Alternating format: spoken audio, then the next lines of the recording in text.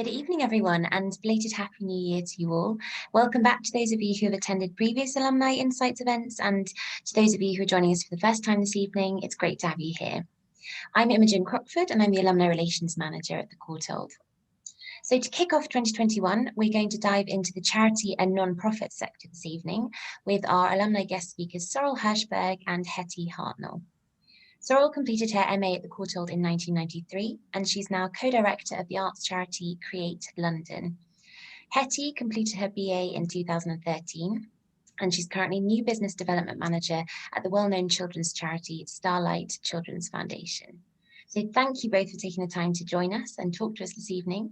And I think I'm just going to hand straight over to Sorrel to start things off. So Sorrel, if you're ready, over to you. I am. I'm just adjusting my Madonna mic so that everyone can hear me. Thank you so much for inviting me. It's lovely to see you all. And it's always a real honour to be invited back to the Courtauld, even though it's many, many years since I was a student there. So as Imogen said, I'm Sorrel Hirschberg, and I studied an MA in English and French painting and decorative art between 92 and 93, which feels like an incredibly long time ago now. And I studied with David Solkin and Katie Scott.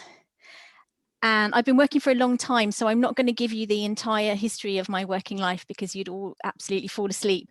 But just to give you some highlights, when I graduated from the Courtauld, I definitely wanted to be a museum curator and use what I'd learned. And I was lucky enough to get a job at the V&A, where I was a very, very junior curator working with furniture and woodwork, and then latterly in the contemporary team. But I didn't get to use any of the things that I'd studied while I was at the Courtauld. It was a kind of almost a deliberate thing, I think, at the V&A at that time, that we're going to put you somewhere where you don't know anything at all, and where you're absolutely going to be inexpert. So I moved from the V&A. I was 7 years at the V&A, and then I felt that I needed to go and work somewhere else because I'd started to get that fear that you only know how to work in one place. I moved to another very large organisation, the British Council, where I worked with contemporary design and architecture, curating exhibitions and public programmes that toured internationally. And from there, I moved to Frieze, where I worked not on the magazine, but on the art fair. And I was, and it was the first time that I worked not as a curator. So I did a shift from managing and from curating to managing and producing programs.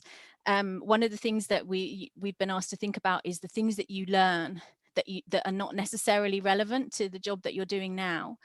And producing work with contemporary artists, you gather a huge amount of knowledge that you never know whether you're going to use it again. I know an awful lot more than I should about wrestlers and about how to import hermit crabs from the Caribbean and persuade them to move from their shells into a very careful reproduction of a sculptural head. But that was a long time ago. From working at Frieze, which was my first kind of art world job, I moved to a very, very tiny charity, and again another jump for me was a move into looking after an organization rather than programming or producing. So I became director of the Sorrel Foundation and spent 5 years saying it's not my foundation.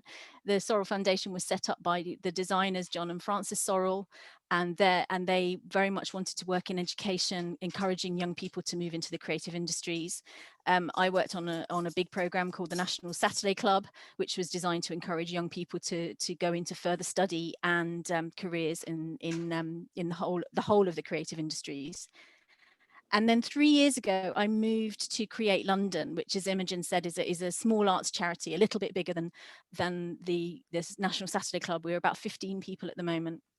And we work with artists and architects and other creative industries professionals in order to create projects and artworks that will exist with communities in public spaces. We work in a range of different ways. Sometimes we produce murals, which we've done in collaboration with the Brent Borough of Culture Year, which is just finished. We also work on a housing estate in Becontree, which is celebrating its centenary this year. We're building artists' housing. And we set up a drinks company in collaboration with an artist. A lot of what we do, projects will go on to become independent organisations in their own right. And so we don't try and keep everything close. We want to create things that are sustainable and will go on and create opportunities for other people. And we also commission research. Some of you may have heard of the Panic Report, which looked at class and inequality in the creative sector, which has gone on to inform a lot of the work that we're doing now as an organisation, looking at how we're structured, who we are, and how we recruit and retain staff.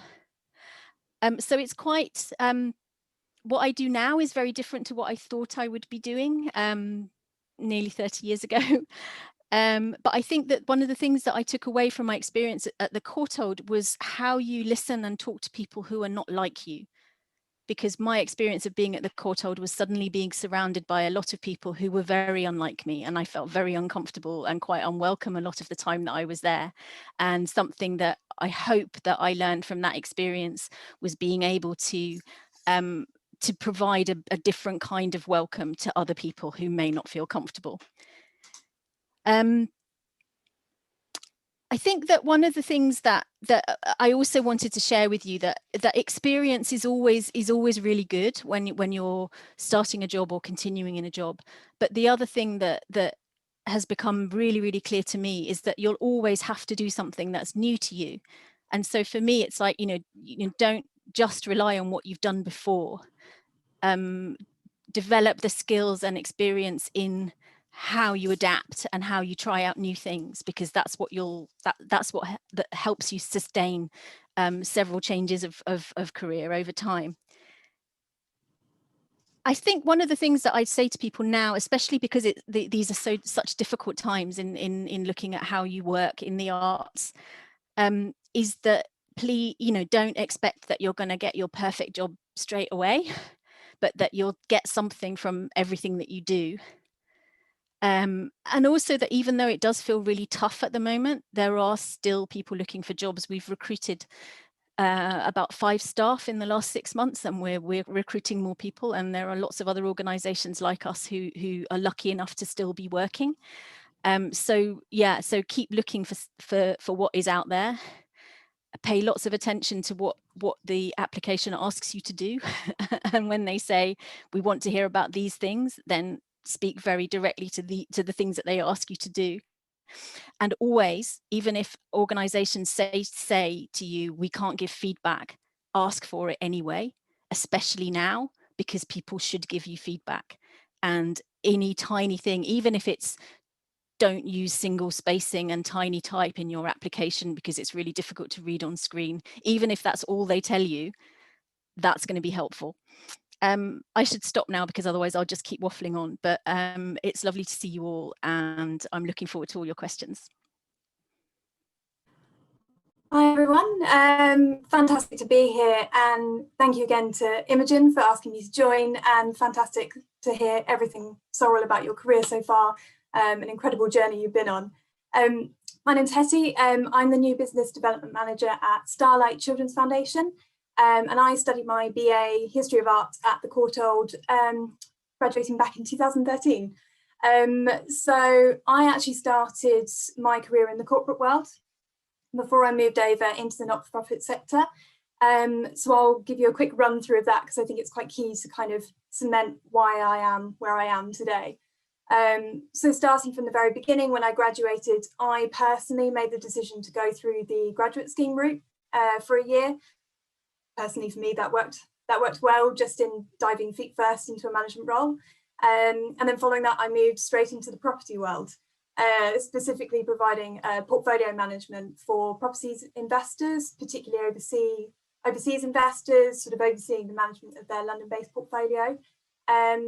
So I spent 5 years within that sector, and I certainly won't dwell on it too much because I'm conscious of time. But what I really wanted to highlight here is that I recognise that there's sometimes a nervousness, particularly during your university time, to pick a career route that you will stick to the remainder of your working life.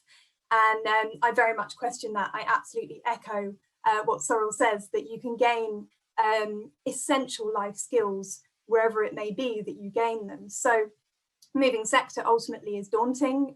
Interviewing for a role where you don't have the relevant sector experience, it's a challenge, but it's an opportunity. You know, you can demonstrate your unique skills and how you can bring something new and invaluable to the sector. I personally didn't know what I wanted to do when I was at the Courtauld. I had a lot of peers who had lifelong ambitions of, you know, going into auction house work or gallery design. I just didn't have that spark of inspiration of where I wanted to be. But that's okay. If you don't hit on your dream career straight away, changing career later on can be invigorating and challenging, and actually allows you to have an alternate perspective. You're able and more willing to potentially challenge the norm.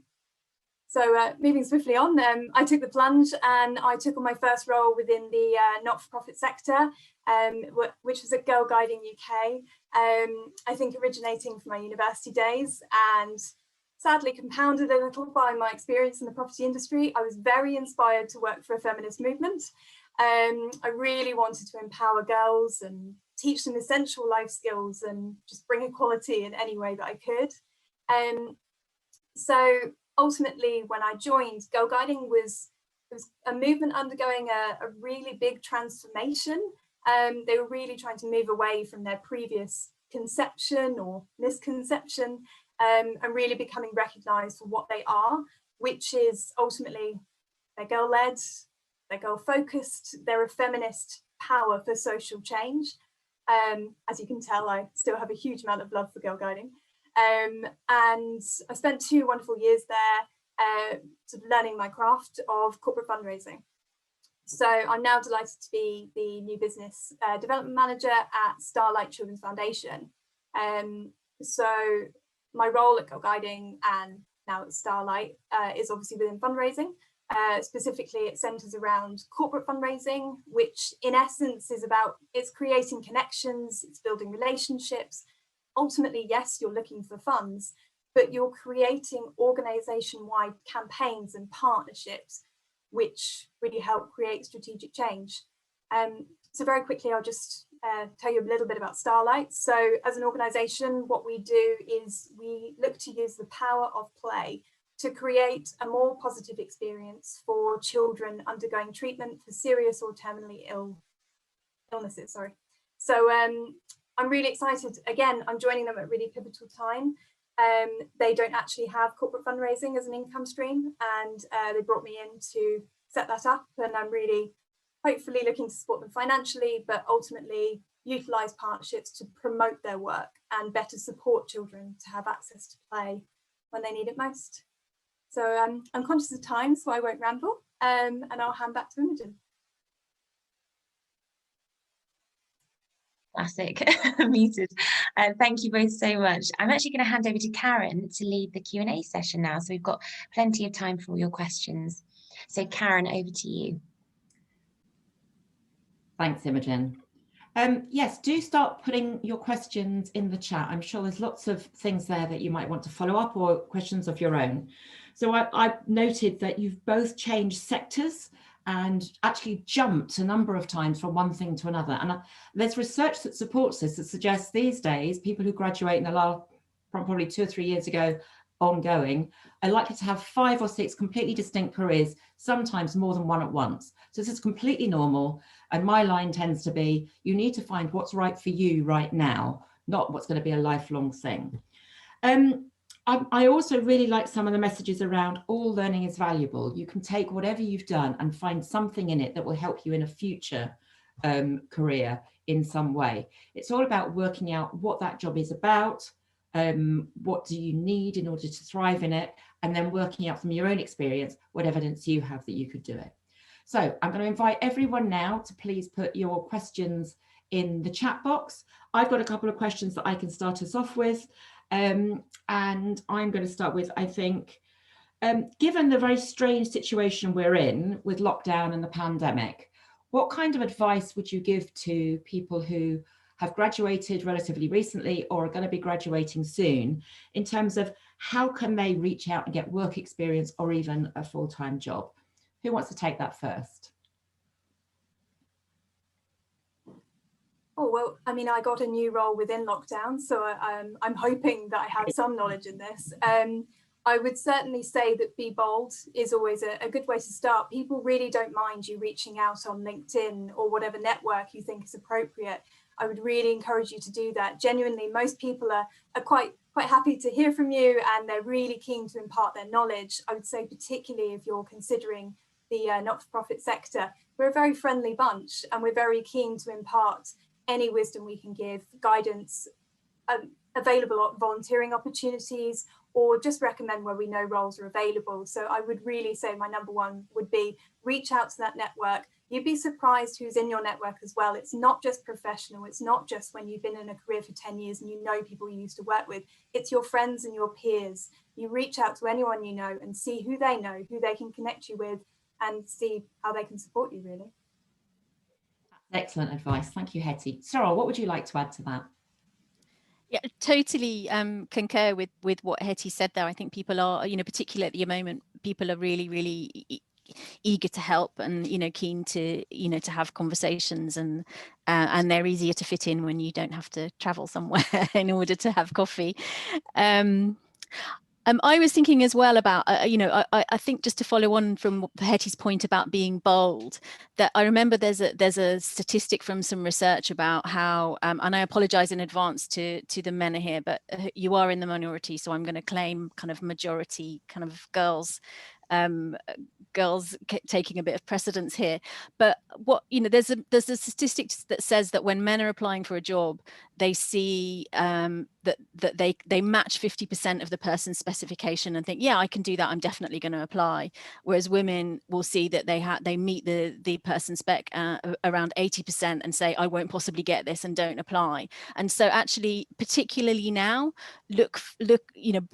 broaden the way that you look at jobs, whether it's in a different sector or a different skill set, because it's really interesting. A couple of the people that we've just taken on recently actually don't have anything like a kind of really close match to the job descriptions, but the way that they spoke about the work and the way that they were open to learning, and particularly learning from their colleagues in the communities that we work with, that's what made the difference when we were interviewing them and made them choose them as candidates.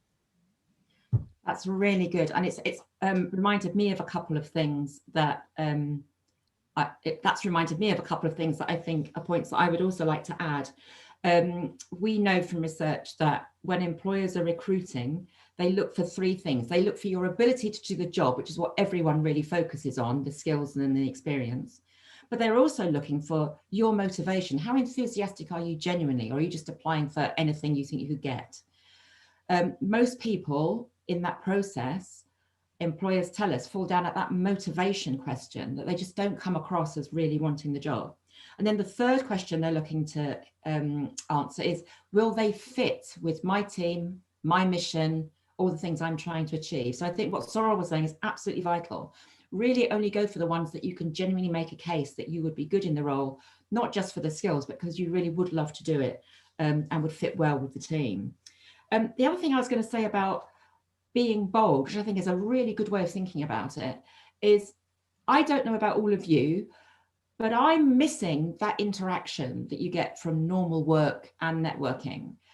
And so I'm actually really keen to have conversations with people. And I recently put something on LinkedIn, which I had stolen shamelessly from someone else, which said, if I know you from any part of your career, because I've worked with you, or you've been a student where I've worked, and you want some advice now, whatever formally you can get advice through other ways, please get in touch and I'll be happy to have a chat. And one of the people who I used to work with years ago got in touch and said he was thinking about making a move. And we had a fabulous kind of semi-formal coaching session, and he subsequently worked out what he wanted to do and got a new job. So for some of us, we just love helping, and we're not quite sure how to or how much you need that help.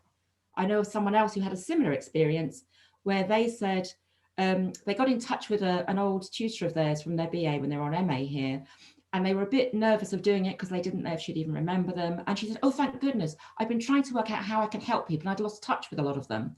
So I'm really glad you called. Here's how I can help you, and did help her. So all these things, don't assume that things are going to be harder than they really are.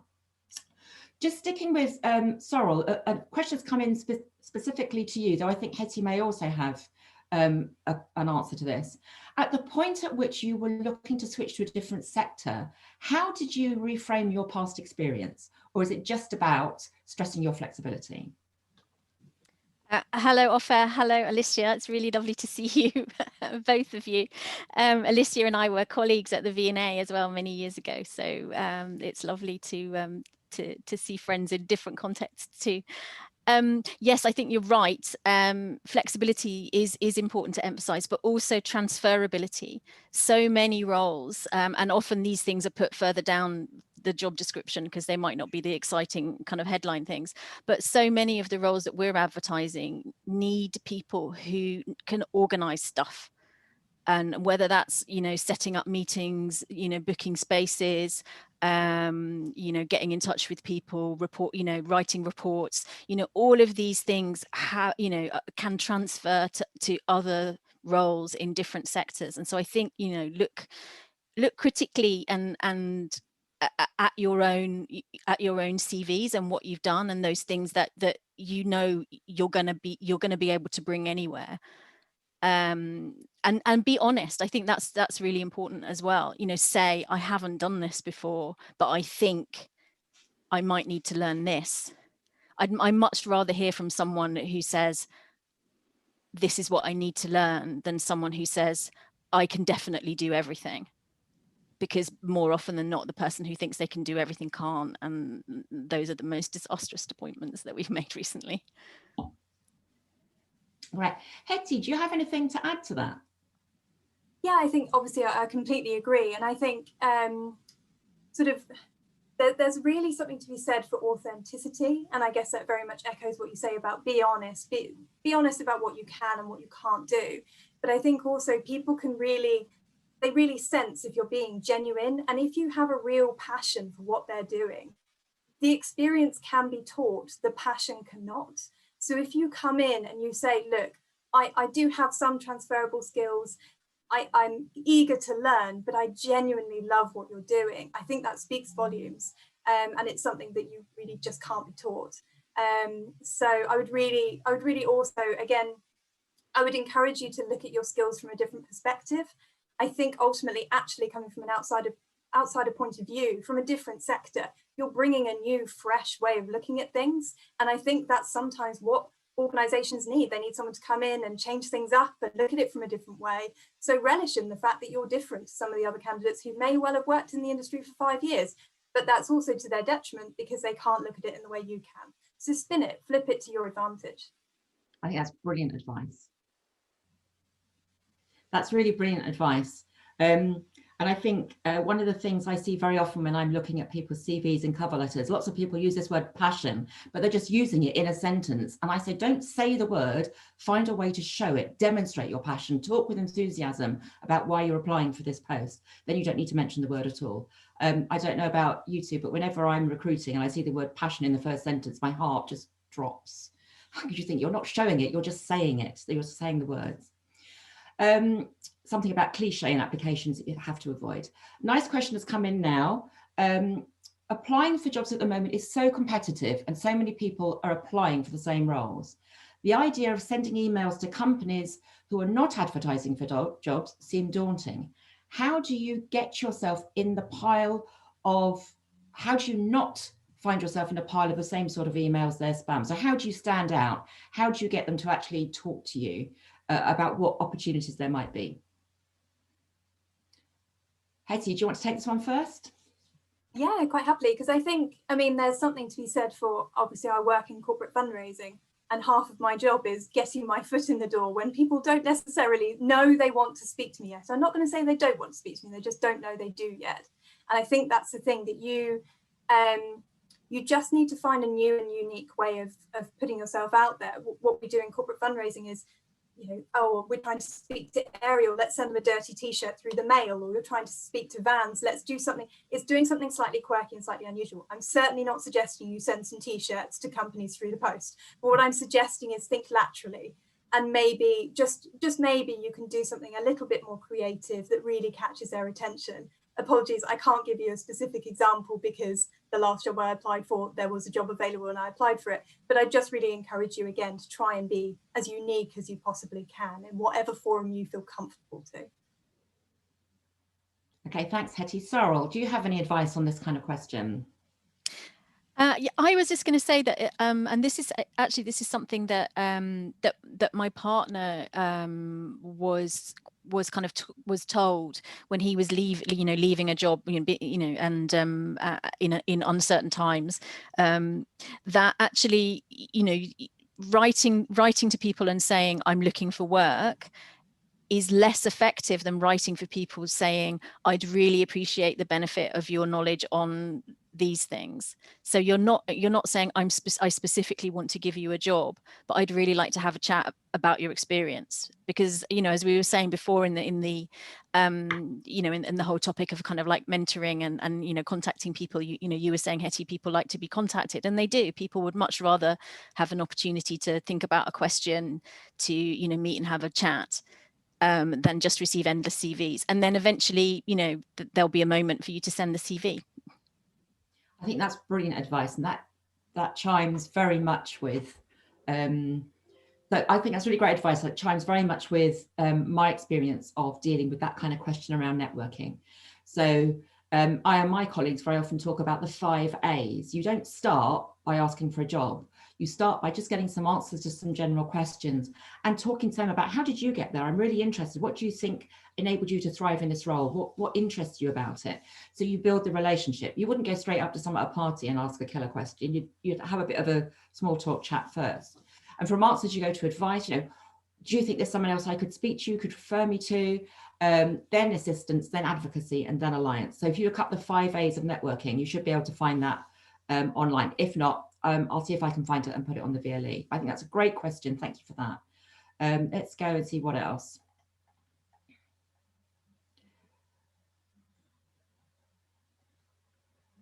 So this is someone who's actually asking how they can help you, Hetty, to help or collaborate with the Starlight Children's Foundation. Now, that is a great question in terms of them actually living this thing about networking properly. Oh, how can we help you? We'd love to find out what you do. This is a brilliant question. How would you like to answer that? Fantastic. I mean, firstly, thank you. And what a great forum to do that. Exactly what we've been talking about. So that's great. And yeah, I mean, ultimately, I think Starlight Children's Foundation, we are a really lucky organisation in that we have been around for 35 years, but we're also going through a huge period of transition in reassessing how we do things. So I think ultimately, in terms of support, I think there'll be a wonderful way to potentially speak and understand how you view us, because we're really keen to sort of assess how we're perceived externally, and so how we can better adapt ourselves to meet the needs of children, and better sort of represent that to the audience we're speaking to. So honestly, I would say the best way that you could support us is by getting in touch. I will absolutely take your details, and I'd love to speak to you to better understand what it is that you think we do and how we can do it better, because there's no better way to learn than from your audience directly. Excellent. So there you've got definitely a direct way to get in touch with Hetty and talk about what work they do, and maybe that will lead to some volunteering and an opening into the sector. Which actually brings me to a question: how important is it to you, Hetty and Sorrel, if someone is coming to work with you, that they've got some background in volunteering, they understand what is involved to be a volunteer? Start with Sorrel. This is a kind of a really it's a really interesting question, and we have quite an interesting relationship with volunteering.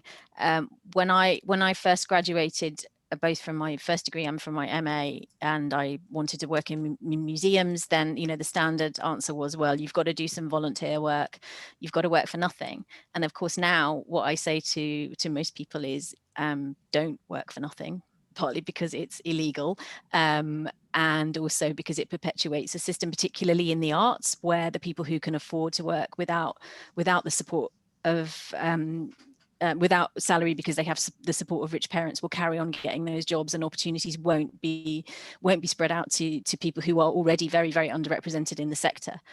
However, I do recognise that that volunteering for charities, whether it's volunteering your time to clear a river, to deliver food, which is something that's happening a lot under lockdown, those kind of opportunities where you're giving your time because you want to help. I think that's very valid, and I think the question for me, the answer for me is give your time because you want to support the cause, not because you want to get a job. If you want to get a job, you should never work for nothing. You should always be paid. Absolutely agree with that. And I think I concur. I was in the situation that Sorrel sort of highlighted, that, ultimately I wasn't able to do volunteering work, and I decided to go straight into the corporate world because I wasn't able to fulfill volunteering obligations and pay rent in London. So I can completely concur, and I don't think that takes away from who you are as an individual. I think particularly, obviously, I'm always going to be looking from the lens of the not-for-profit sector. We do have a problem in that we are not a diverse sector. We are incredibly full of middle-class white women, because invariably they are the people who can afford to work in the charity industry because they can volunteer. So I think we as an industry need to really reflect on that and evaluate how important that volunteering experience is versus how wonderful the candidate may be and how they can demonstrate their skills in other ways. And I can completely agree as well that ultimately volunteering should be done because it's good for you, because it's good for your soul and for your heart, and it makes you feel good, and because you're helping the organisation with something you genuinely care about. It is not something to get you ahead, it's just something to do because it's a great thing to do.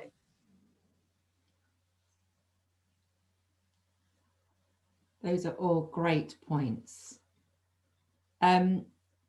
We haven't got any more questions, so please do give us some more questions in the chat. In the meantime, I will start asking some more as well.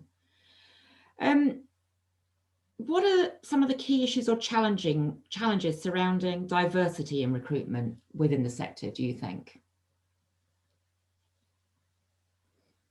Sorrel, do you want to start? Shall I go? I think a lot of it comes from people in the sector still, unfortunately, not everybody, because I think there's been huge strides in recent years, but there's still a tendency for people to employ people like themselves, and they don't do it consciously. I think we do it unconsciously, but I think that being able to recognize unconscious bias is a really, really key way to address this. And by unconscious bias, I don't just mean that people are saying, I'm not going to employ someone who's not white. It might even be down to, oh, I'm attracted to the CVs that have Courtauld on them because I went to the Courtauld, or who are, people who worked at the V&A because I worked at the V&A, or who, and we've had, we've had experiments with doing recruitment in different ways. We did a long, we went through a period of redacting CVs so that you couldn't see people's names, you couldn't see people's ages, and also taking out kind of university information. But that was just an enormous amount of work. But I think just being able to help anyone who's involved in recruitment, and in a small organization, frankly, that's all of us. Anyone who's involved in recruitment really needs to be able to identify their own bias, wherever that might lie, and challenge it in themselves, which is not to say that if you just kind of like, you can just say, I've done my unconscious bias training, tick, here's my certificate, and I just carry on as normal. It's about challenging yourself all the time. And with every CV that you read, with every letter of application that you read, just being really, really alert with yourself. and it is a real challenge. And I think there are lots of other things as well about, looking at where you place your adverts. Is it always going to the Arts Council's jobs listing and nowhere else? Are you only putting it on your own website? There's lots of things, I'm sure, Hetty, for you, that you're probably recruiting much more widely. And also the way that you write job descriptions that should, to look at things, look more at competencies and not say we have to have someone who's got 3 years of experience doing exactly this job, because you're just going to exclude too many people. So I think, the responsibility for challenging underrepresentation in the sector doesn't lie with people applying for jobs. It lies with organisations, and we've all got to get better at it. Absolutely. And I think also there's a session that we need to do around awareness of the charity industry. I speak from experience in saying that when I was at the Courtauld, I did not know that you could get a job within the charity sector and get paid to do it. And I know that sounds like a really silly thing to say, but I genuinely just don't think there's awareness, and people think that we're all volunteers. And that immediately closes off the industry to a whole wealth of incredible talent, because people are nervous that they need to sustain themselves and they need a job to do it. So I think there's a real education piece. We need to be there, and absolutely, I completely agree in terms of our job adverts. I think we just compound that issue by the ongoing issue of not including salaries on our job adverts, and that just completely off-puts anyone if they assume that it's a problem with the sector. So yeah, I agree with everything you say, Sorrel, and I think it's absolutely, the onus is on us to advertise as widely as possible and to make it as clear as possible the multitude of opportunities and our willingness to learn from our mistakes and really make a concerted effort to hire diversity, definitely. Excellent. We have another really good question that's come in. What kinds of skills are sorely needed at the sector at the moment? And that's to jobs that are in-house, not outsourced jobs.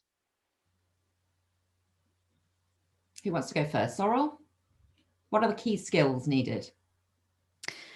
Well, for us, we like Hetty and Hetty's charity, we need to really diversify the kinds of income that we have. So I think, fundraisers are very much in demand at the moment. There've been a lot of fundraising jobs advertised in the sector. We rely on quite a range of income. We have tiny amounts of grant income to cover core costs, and a lot of the work that we do is paid work. So we work with the local authorities quite a lot, and we're paid fees to do that work. And we also have to consider that local authorities' budgets are very, very stretched. So we're having to think quite creatively about fundraising. But the other area, particularly under periods of lockdown and during the pandemic, we've had to think a lot about moving to digital engagement. Because all of our work relies on people and being able to engage with people. And we're fortunate that we've got some newer members of our team that have joined us in the last year who have a lot of experience and skill in creatively thinking how you turn something that you would previously have done in person into something that you might do online. So people with that kind of unlike me, people who are digital natives, and people who can really think, not in the let's do let's all just get loads of people on a Zoom, but actually how you can get people to kind of really creatively respond and contribute ideas and help shape projects when they can't get together. Excellent. Definitely. I think there's a need as well but definitely I agree, there's a need for digital. I think we need an influx of new blood. I think it's surprising how many charities have not embraced digital yet, and we're falling behind. There are some charities who still don't have direct debit payments. They still take payment by check.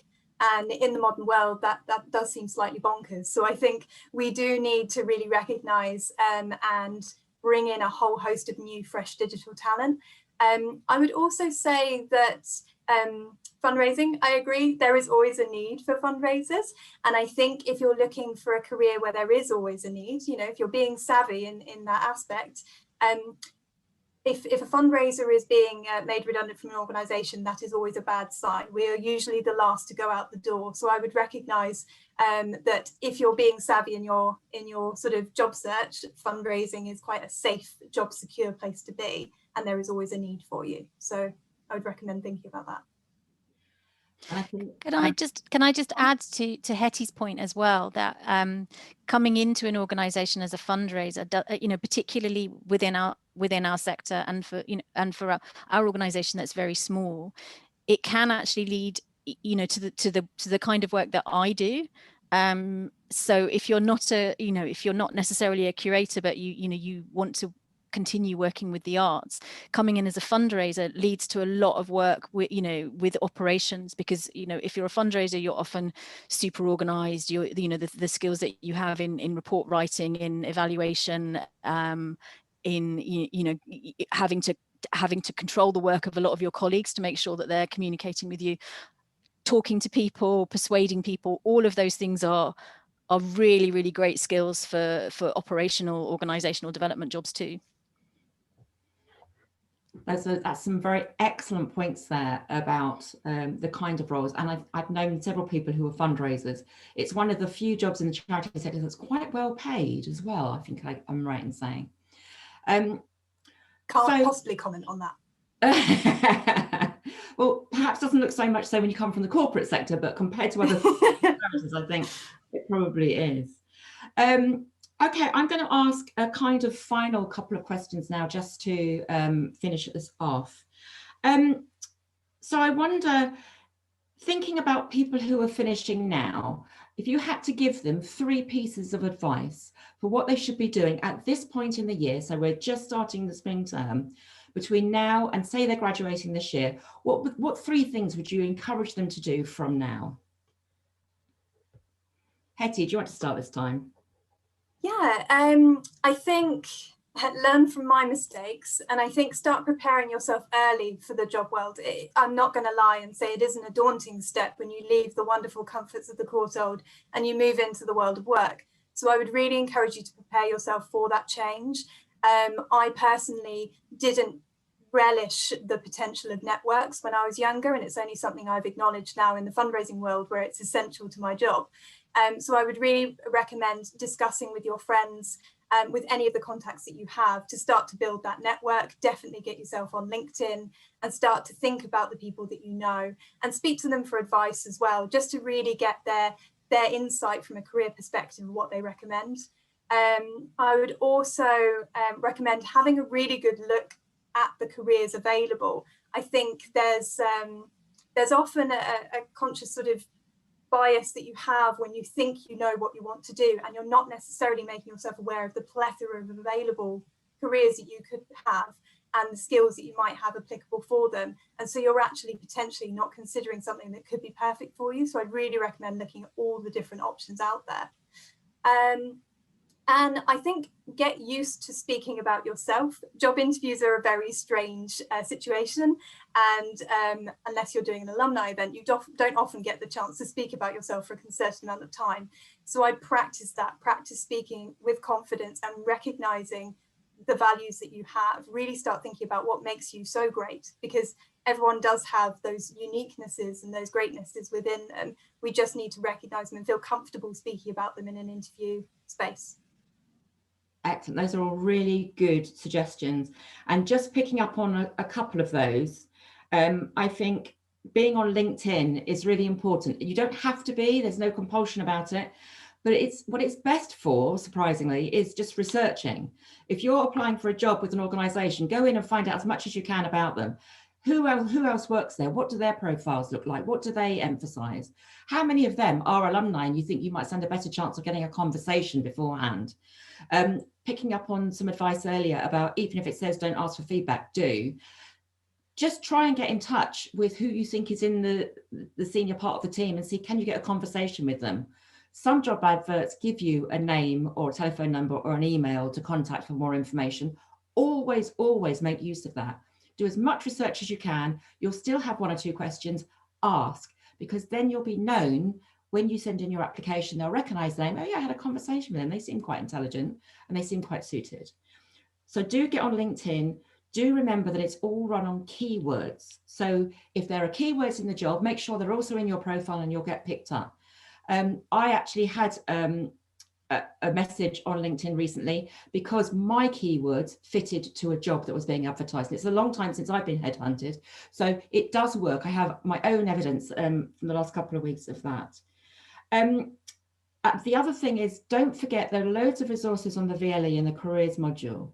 I've started putting up these career bite-sized videos, and there's one there on thinking about your options and choosing a career. So do go in and have a look if you don't know where to start with that.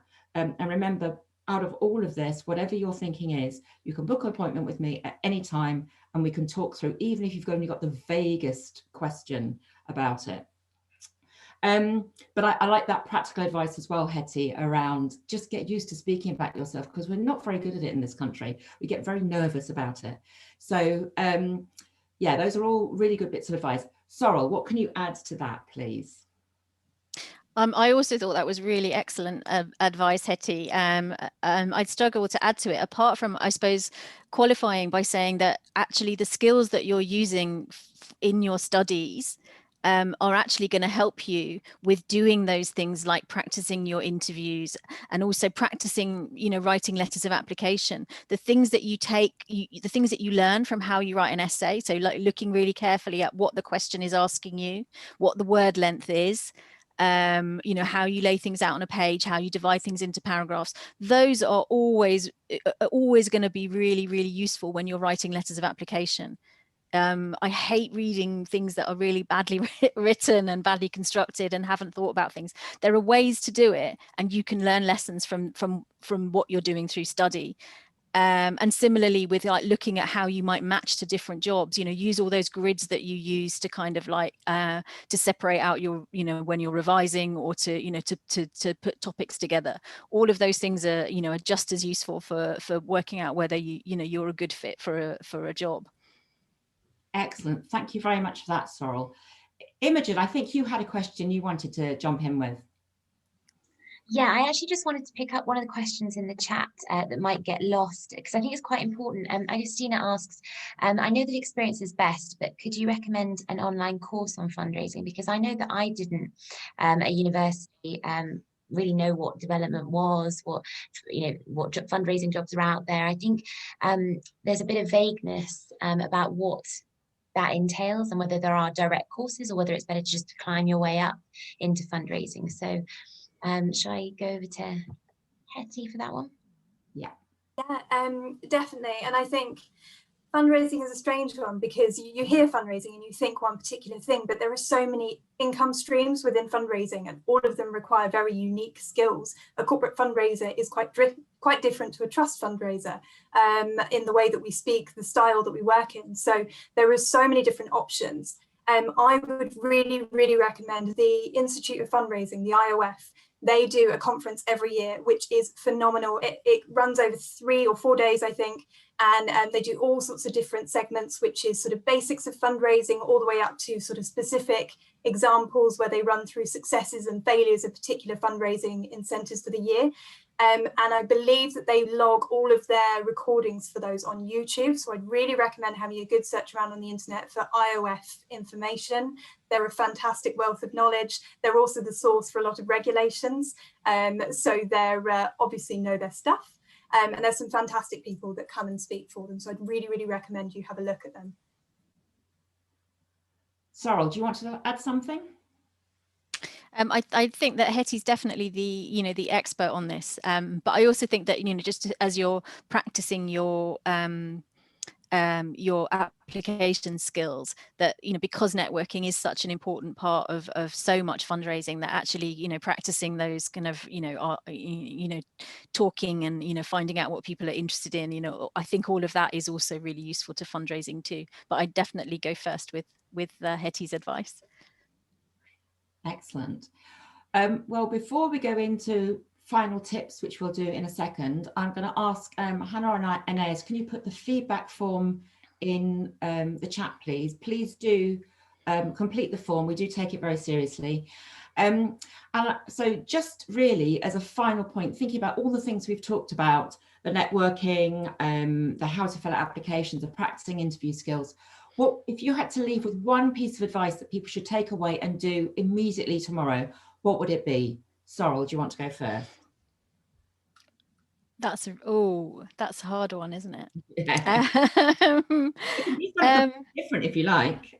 I think I would definitely go back to the, you know, to the one that we were all nodding about, which is always ask for feedback. So if you've done, you know, if you've applied for something recently, or you are applying for something, and you see that line that says, don't, you know, we can't give feedback, ask for feedback and really emphasize that it's your first time, and you know, you need all the help, and you know, anything, however small, is going to be useful to you and improve the next application that you make. Always ask and push them on it, because people really try and wriggle out of it. But yeah, keep pushing them, because they should. People who are in employment at the moment and recruiting, you know, if they're anything like us, then you know, we know how hard it is. We've seen how many people are applying. So you know, the least they can do is give you feedback when you ask for it. I think that's excellent advice. Very good. Just before Hetty, I was going to recommend that when you ask for advice, don't say, please, can you tell me how I did, or a version of that. Always say, can you tell me something that I could do differently next time to stand a better chance of success?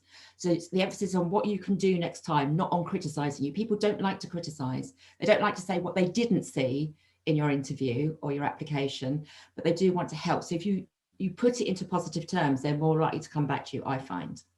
Hetty. Yeah, I think that's absolutely great advice. I guess on the next stage, when you're at interview, my one piece of advice would be authentic, be yourself. I say that because ultimately they're getting a true representation of you, but I'm also saying that because ultimately an organisation should be a good fit for you as well as you a good fit for the organisation. And you will only know if you will be a good fit for them and suit their team, enjoy your time in their team, if you really are yourself in the interview. And so you pick up those vibes and whether you would connect well as individuals. I would really recommend that, because ultimately you've got to enjoy this job and you've got to reap the benefits of it as much as they will reap the benefits from you. So yeah, just be yourself, really. Excellent. I think that's a really good point. And what I often say is we all have different elements of our authentic selves, and some of them are a bit more negative. It's when our inner imposter gets in the way. So be your best authentic self is perhaps the thing to say. You think about you at your best and present that. But you're quite right. If you went in as a completely different version of yourself that wasn't the natural you, and then you ended up having to get the job and be that person, that would be torture. And I speak from experience, which I can share another time. So thank you all very much. I think this has been absolutely fascinating. There's been some fantastic insight and advice from both Sorrel and Hetty. Thank you so much for taking the time to support the people here today. You've already said that you're happy for people to connect with you on LinkedIn. So do add a note if you do that from the profile page. I'm sure you'll find that there's even more useful advice there too. Our next event will be coming up on the 11th of February. It's going to be on museums, but we're going to take all the other roles, not the curatorial roles, all the other roles. And we're very lucky to have Tamsin Russell, who's a professional development officer at the Museums Association. Those of you who've been to previous events, if you're BA students and you've been here before, will know how brilliant she is at just giving a very, very honest view of how to thrive in the museum world. So I hope to see at least some of you there. And I'm just going to hand over to Imogen to say some final words. Yeah, just to say a huge thank you, Sorrel and Hetty, for coming in this evening to talk to us. And that was absolutely fascinating, actually. I really enjoyed that session. And there's some really concrete advice to take away for everyone. Alumni, students alike, that was really, really helpful. Thank you for giving us your time. And as Karen said, I hope to see some of you at the next event on the 11th of February. There'll be Tamsin and there'll also be another alumna or alumnus as well attending that from the museum sector. So keep an eye on the social media and your inbox for more information. So thank you all and enjoy the rest of your evening. We finished bang on time. Thank you, everyone. See you next time. Bye. Bye.